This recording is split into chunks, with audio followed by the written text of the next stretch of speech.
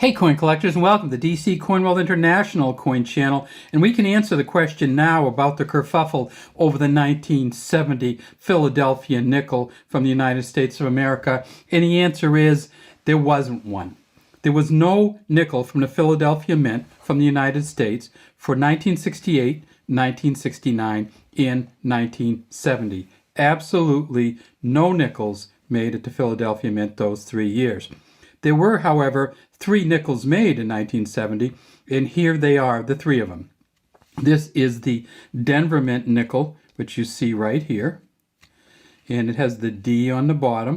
It says, "In God we trust" on this side, "Liberty" on this side. There's a star there, not a great star, and that's what you're going to find with these coins from the Denver Mint. And then a 1970 here, and then way down here is a D, and that's for the Denver Mint, of course. If we look here, if we look at the coin, Jefferson is facing to the left. Down underneath Jefferson, there's an F and an S, and that's for Felix Schlag, who was the engraver of this coin. If we tip it up on its edge, we see that it is a copper-nickel blend. It's a smooth edge coin. It's 75% copper, 25% nickel. And if we flip it over onto the back, we see that we are not going to see any steps. So this is the MS66 full steps from PCGS that's been graded, and it's worth $10,000. And you can see right at the top it says 1970D, 5 cents, full steps, regular strike. And if we go in or zoom in, you can see that the steps aren't the best steps in the world, but they are good enough if they go all the way across to make this a full steps version of the Mint State 66. Also on the PCGS website, we can see that there is a Mint State 66 full steps from the San Francisco Mint. So you can see the S up here to say it's San Francisco. This is the Mint State 66 from the San Francisco Mint. Initially it looks better.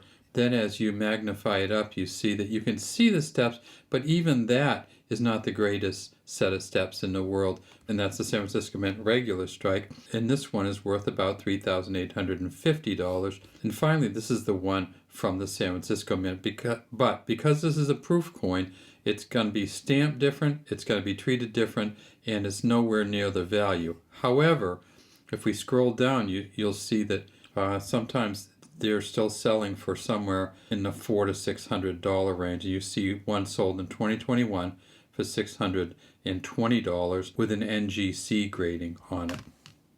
On the back, we see at the top it says E Pluribus Unum. At the bottom it says United States of America.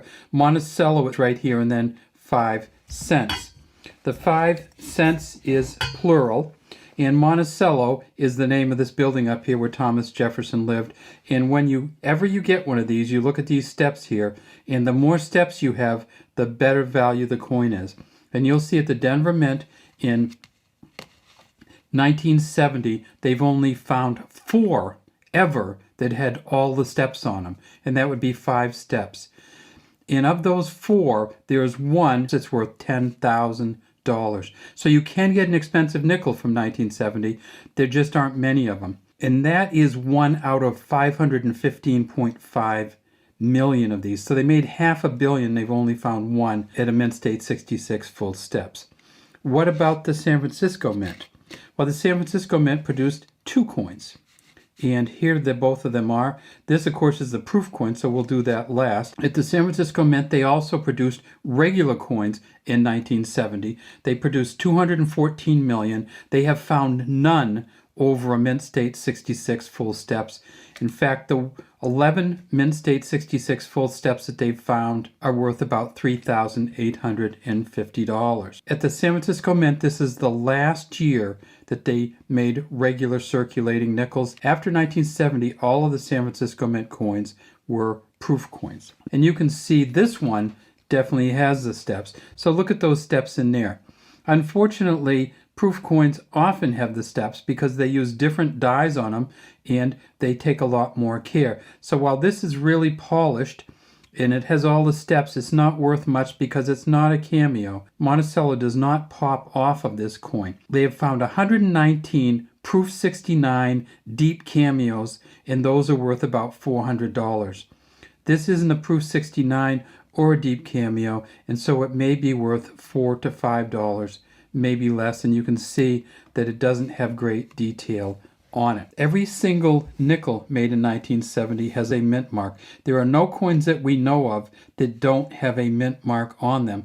Because they didn't make the Philly, they had no mint mark nickels. The S mint mark wasn't always on the nickels either. In 1954, they stopped putting the S mint mark on the nickels, and it didn't come back again until 1968. So for 13 years in the middle there, no S mint marks on any US nickels. Proof coins in 1970 do have the S on them, and they're very easy to distinguish between the proof finish and the regular San Francisco Mint finish.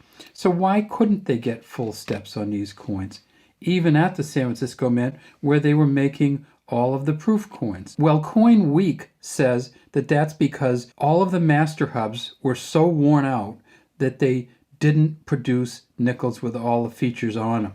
And so what happens is they make these master hubs, and in 1970 they didn't replace any of the master hubs, and they were just all worn down. So that's what we have today from DC Coinwell International Coin Channel. We have the Denver Mint, the San Francisco Mint, and the San Francisco Mint proof coin. We'd love to have you subscribe to our channel and leave any comments you have in the comments section.